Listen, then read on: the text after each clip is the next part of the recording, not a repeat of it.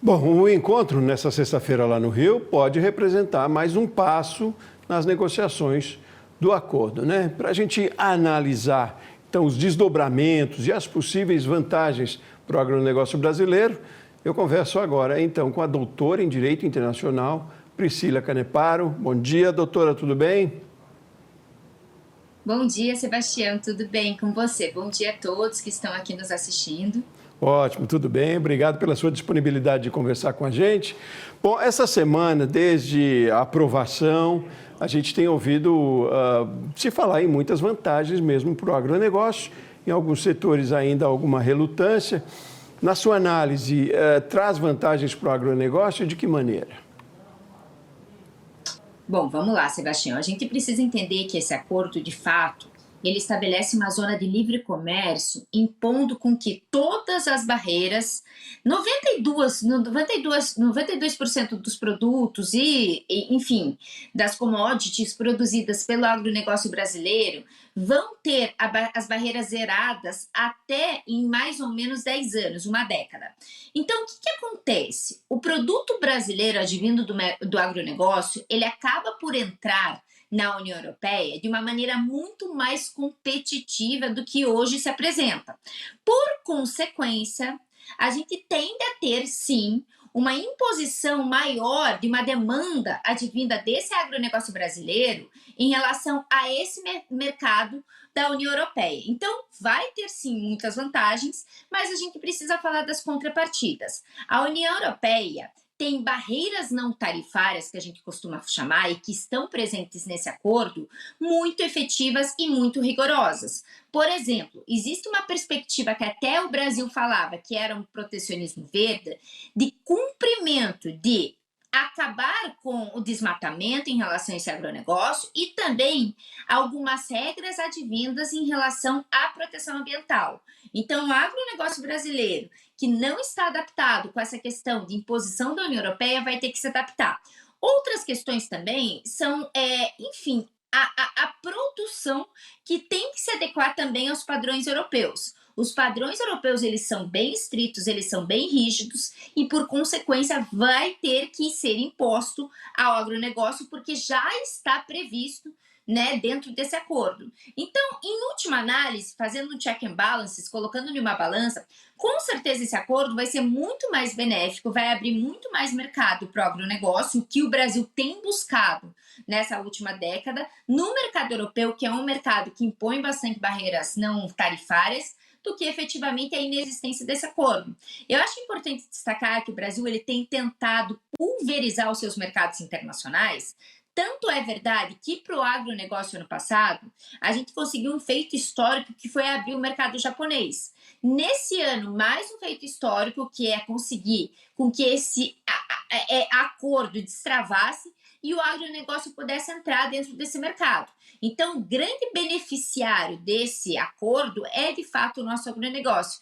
E lembrando sempre que existe uma possibilidade para que o nosso agronegócio venha investir por conta de uma cooperação internacional com a União Europeia também, em uma modernização e em um advento da tecnologia cada vez maior para esse agronegócio, que a gente sabe que a União Europeia possui um campo mais industrializado, mais informatizado, mais tecnológico, que pode passar, sim, toda essa tecnologia para o campo brasileiro. Então, são diversas portas de oportunidades abertas para o agronegócio, o grande vencedor desse acordo. Então, ótimo, ótimo que tenhamos tantas oportunidades. Agora, para esse desafio de, não sei se derrubarmos ou pelo menos deixar mais claras essas questões das barreiras ambientais, né? É uma questão política isso, é uma questão até, eu diria, de marketing lá na Europa, na União Europeia, porque evidentemente temos também estamos muito à frente quando se fala disso, né? De sustentabilidade, de proteção ambiental. Essas barreiras da União Europeia ainda assim fazem sentido? Se tivermos o avanço comercial, esse avanço ambiental se dá como agora? É uma questão política ainda? Bom, Sebastião, a tua pergunta é importante para a gente entender por que existe, vamos colocar assim, esse protecionismo na União Europeia. Como você destacou, as normas ambientais brasileiras, elas são bem estritas, o Brasil é um precursor desde a Constituição de 88 na questão ambiental, inclusive, é importante destacar, O Brasil é um grande feitor da política internacional nos foros multilaterais. Então, o Brasil sempre foi quase que um pivô, por assim dizer, da feitura dessa proteção ambiental e da sustentabilidade. Só que o que acontece? A União Europeia, ela comprou muito fortemente essa questão da proteção ambiental, essa questão da sustentabilidade, inclusive nos últimos anos, mais fortemente do que o Brasil. Então, existem posições dentro do bloco que todo e qualquer país que faz parte da União Europeia, ele tem que se adequar, e inclusive impondo essa perspectiva para quem venha fazer comércio com o bloco. Então, vou dar um exemplo aqui, fora do acordo Mercosul-União Europeia, só para a gente conseguir entender. Quando os Estados Unidos, na primeira leva do Donald Trump, né, isso falo no primeiro mandato, saiu do Acordo de Paris, a União Europeia virou para, enfim, setores industriais dos Estados Unidos e falou, olha, se vocês descumprirem as metas do Acordo de Paris, eu paro de comprar de vocês. Então, o que acontece? Ainda que os Estados Unidos tenham saído do Acordo de Paris, que é em relação à emissão dos gases de efeito estufa, algumas empresas que produziam e tinham esse negócio com a União Europeia tiveram que continuar cumprindo com o Acordo de Paris. Então, é essa a perspectiva. Então, eu não falaria que é uma perspectiva apenas política, apenas de protecionismo verde, mas sim algo que se faz dentro do continente europeu, dentro da lógica de sustentabilidade e proteção ambiental da União Europeia, que se impõe para terceiros estados. Então, de fato, o Brasil vai ter que se adequar, enfim, o Mercosul como um todo, mas principalmente o agronegócio brasileiro. Isso traz um impacto, como você estava destacando, algum impacto vai vir sim, porque as normas da União Europeia, principalmente em utilização de agrotóxico, elas são muito mais restritas do que as nossas, ainda que nós tenhamos normas restritas. Então, não é uma questão de politicagem, eu não vejo nenhuma questão como protecionismo verde em relação ao Mercosul. Mas é uma questão de mentalidade, de cultura, que advém da própria ideia e mentalidade da União Europeia. A gente só precisa lembrar que a União Europeia, até no final do ano passado, prospectava que até 2030 não teriam mais carros movidos a combustão, movidos a gasolina, movidos a diesel, movidos a álcool. Seriam todos elétricos. Ela viu que essa meta não era alcançável, mudou um pouquinho, mas para a gente entender como é que está a mentalidade. Então, de fato, não é uma perspectiva específica para esse acordo. É para todo e qualquer terceiro país que venha fazer comércio com a União Europeia. E aí a ferramenta talvez nem seja essa de estatística, de dado, né? A ferramenta mais pragmática para se conseguir. É uma questão cultural, como você diz, mas eu pergunto, a partir da COP30, isso não ajudou a mudar também, trazer a COP aqui para o Brasil, se falar tanto do nosso potencial, da nossa preocupação com preservação? Essa ideia não ajuda a mudar um pouco também a consciência, se para além de números a gente não teria mais nem o que provar? Sebastião, a questão é bem técnica, né, em realidade.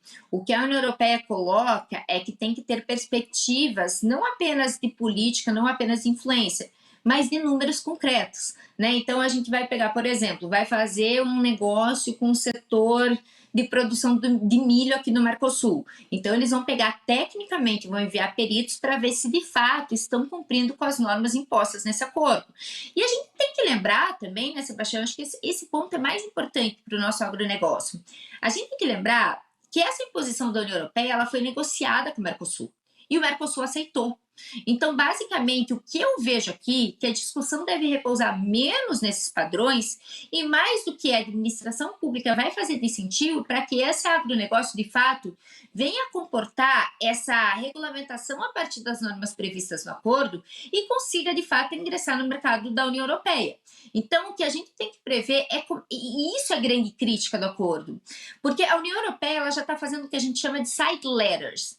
Side letters são regulamentações que não dependem do aval do Mercosul, dependem apenas do entendimento da implementação desse acordo no continente europeu. E existem diversas críticas, porque, por exemplo, né, a União Europeia previu que se o consumo efetivamente ultrapassar 5% dos produtos advindos do Mercosul em detrimento da indústria nacional, a União Europeia pode suspender, né, por 2 anos essa compra de produtos do Mercosul. Isso não depende do aval, da anuência dos países do Mercosul.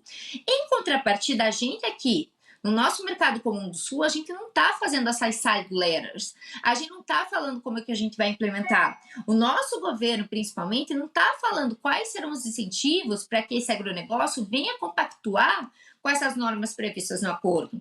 Então, a grande crítica que a gente anda fazendo como internacionalistas é: a União Europeia já está movendo seus pauzinhos para fazer justamente essa implementação e proteger, inclusive, seu mercado nacional.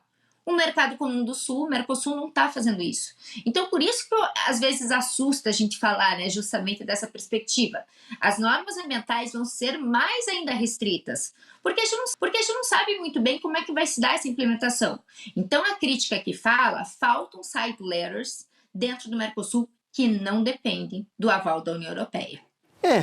Talvez o caso não seja de nos colocarmos, e aparece às vezes, né, por alguns setores, como vítimas da situação, né, que foi imposta dessa maneira, como você disse, foi um acordo, né? O acordo foi aceitado entre as partes, né? Todas as condições foram colocadas. Então, assim, a gente tem aí o protagonismo do agro e a possibilidade de oportunidades, como você coloca, e as restrições que já se sabia que existiam, né? Agora, mas eu pergunto, até a aprovação, você analisa, aí, enquanto direito internacional, foi tudo dentro do que se era previsto? Podia ter avançado de alguma maneira mais? Está tudo certo? É mais ou menos por aí? Para que a gente também não crie polêmica sobre isso, né? Não fique colocando a União Europeia como vilão da história, a gente está, com tudo que tem para oferecer, está como vítima. Não é bem assim, né? Está todo mundo na mesma balança, se for pensar, não é? Mas até a aprovação, podia ter avançado mais?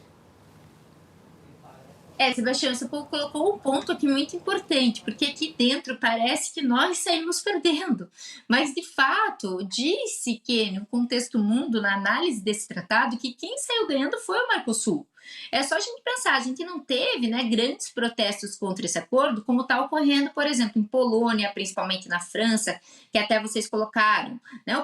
O primeiro-ministro está até em moção de desconfiança, né, dentro dessa perspectiva, por conta que esse acordo passou, né? E, por exemplo, Irlanda também está muito contra, Bélgica está muito contra. Então, nós não somos, né, por assim dizer, os grandes descreditados nesse acordo, muito pelo contrário. Só que o que acontece? Como internacionalista, a gente tem que ver o dever ser e o ser. O dever ser, por óbvio, né? Para mim sempre vai ter como negociar mais, como colocar mais produtos, como colocar mais cooperação técnica que talvez tenha ficado faltando entre União Europeia e Mercosul, mas dentro do ser, o acordo avançou bem, né? Então, assim, o que era possível, a gente foi até além do que a gente imaginava que a gente conseguiria com a União Europeia. Então, o acordo, ele está perfeito. Só que agora eu acho que tem muita confusão, né, nas próximas etapas. Falando rapidamente, como é que se negocia um acordo? A gente tem a negociação, que durou quase 3 décadas entre Mercosul e União Europeia. Aí agora, dia 17, a gente tem a assinatura. A assinatura não significa que o tratado entre em vigência, porque ele não vai entrar em vigência, ele não vai começar a surtir efeitos. Depois da assinatura, o que significa assinatura? É um aceite precário que não podem mais alterar os termos desse tratado. Então, os termos estão negociados, acabou a partir do dia 17. Aí existe, né, um lapso temporal entre a assinatura e a ratificação. A ratificação é uma dupla assinatura, quando de fato esse acordo começa a produzir efeitos no cenário internacional. Esse lapso temporal é para justamente os países pegarem esse tratado e levarem para os seus parlamentos nacionais para serem aprovados. Só que a gente está falando de um continente que possui direito comunitário, a União Europeia. O Parlamento Europeu já aprovou o tratado. Agora a gente vai para cada um dos estados internos para eles aprovarem. Ah, mas se a França não aprovar? Não importa. Nesse momento não importa. Porque, de fato, a maioria dos estados europeus e dos eurodeputados já aceitaram.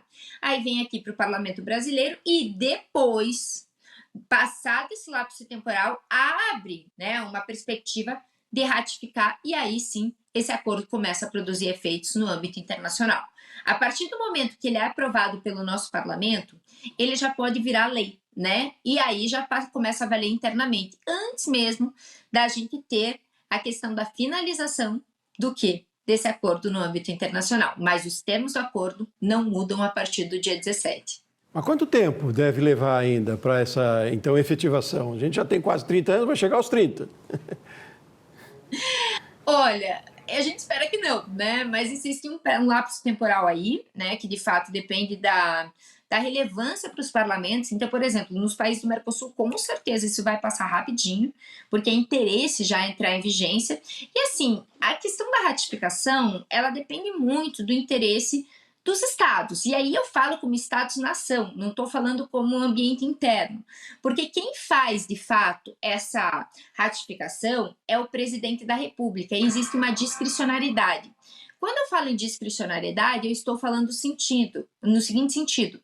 Se o Lula não quiser ratificar, ele não precisa. Nada impõe a obrigação dele ratificar. Mesma coisa para o Milei, mesma coisa para os outros presidentes latino-americanos.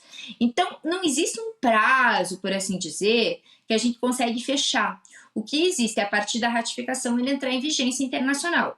E qual que é a grande diferença? A grande diferença é que quando a gente tem aprovação interna, o tratado já começa a fazer efeitos aqui na perspectiva do nosso agronegócio e para ingressar no mercado europeu. A partir da ratificação, ele começa a fazer efeitos no cenário internacional.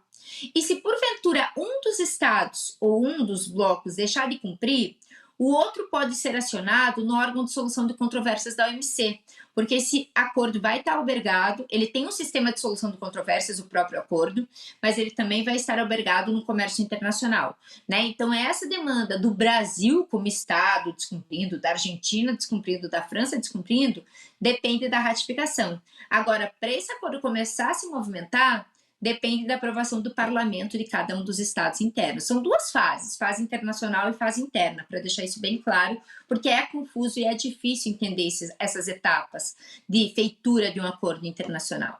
É bem burocrático, dada a importância, né? A gente tem muito para conversar sobre isso ainda, mas hoje a conversa foi muito boa, muito esclarecedora. Muito obrigado, doutora Priscila Caneparo, especialista em Direito Internacional. Obrigado, doutora. Um bom dia para você. Eu que agradeço. Bom dia para vocês.